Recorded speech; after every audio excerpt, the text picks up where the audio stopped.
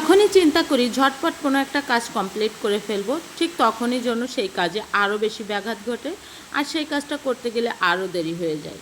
আজকের আমার রান্নাটার ক্ষেত্রে ঠিক সেটাই হয়েছিল। চেয়েছিলাম খুব ঝটপট করে প্রেশার কুকারে রান্নাটা সেরে নেব, কিন্তু রান্নার মাঝপথে এসে প্রেশার কুকারে ঝটপট হবে তো দূরের থাক, আরও দেরি হয়ে গিয়েছিল। আসসালামু আলাইকুম, চলে এসেছি নতুন আরও একটি লং ভিডিও আপনাদের সাথে শেয়ার করার জন্য। কেমন আছেন সবাই? অবশ্যই কিন্তু জানাবেন।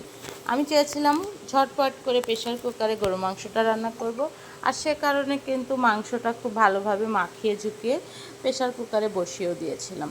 মাঝপথে মনে হয়েছে বসানোর পরে যে আমি মশলা আর আদা দিইনি, ঠিক তখনই আবার প্রেশার কুকারের ঢাকনা খুলে মশলা বাটা আর আদা বাটা দিয়েছি, দিয়ে আবারও নেড়ে চেড়ে বসিয়ে দিয়েছি।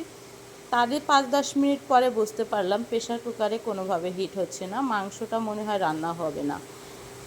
এই চিন্তা করে আমি প্রেশার কুকারের ঢাকনাটা খুলে দেখলাম আমার যে পানিটা দিয়েছিলাম ঝোলের জন্য মাংস সিদ্ধ হতে, সেই পানিটা শুকিয়ে গিয়েছে, কিন্তু মাংসর কোনো কিছুই হয়নি।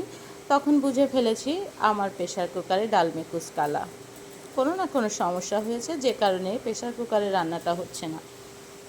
কিছু করার নেই, তখন আর কি করব। আমি কি করেছিলাম, চুলায় আবার একটা প্যান বসিয়ে দিয়েছি, দিয়ে তাতে মাংসটা রান্না করার জন্য প্রস্তুতি করে নিয়েছি। কারণ চেয়েছিলাম দ্রুত করতে, একটু লেট হয়ে গিয়েছে, এখন রান্নার কাজটা তো শেষ করতেই হবে, কি বলেন? তাই তো আবারও খুব ভালোভাবে মাংসটা কষিয়ে নিলাম। তারপরে মাংস 2টা আলু কেটে দিয়েছিলাম। মাংস রান্না করব আর গরুর মাংসতে আলু দেবো না, সেটা তো হবে না। এই কারণেই কিন্তু 2টা আলু দিয়ে দিয়েছি, কারণ আমি আলু কর্মী মানুষ।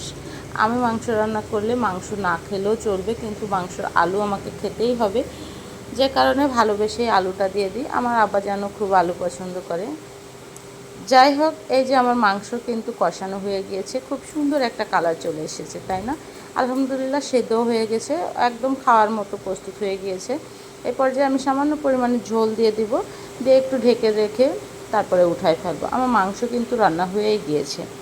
আমি ঝোলের পানিটা একদম সীমিত পরিমাণে দেব, কারণ মাংস যেহেতু সিদ্ধ হয়ে গেছে, এক্ষেত্রে প্রচুর পরিমাণে ঝোল দিয়ে আরও সিদ্ধ করার কোনো দরকার নেই।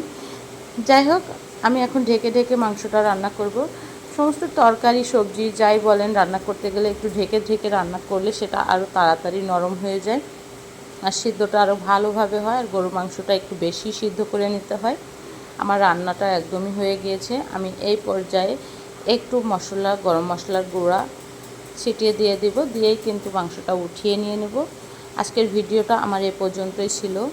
কার কেমন লাগলো অবশ্যই কিন্তু কমেন্ট করবেন, আর আপনাদের সুন্দর সুন্দর অনুপ্রেরণামূলক কমেন্টই সাহায্য করে নতুন নতুন ভিডিও নিয়ে আসার জন্য। আজকের মতো এখানে বিদায় নিচ্ছি, সবাই ভালো থাকবেন, আল্লাহ হাফেজ।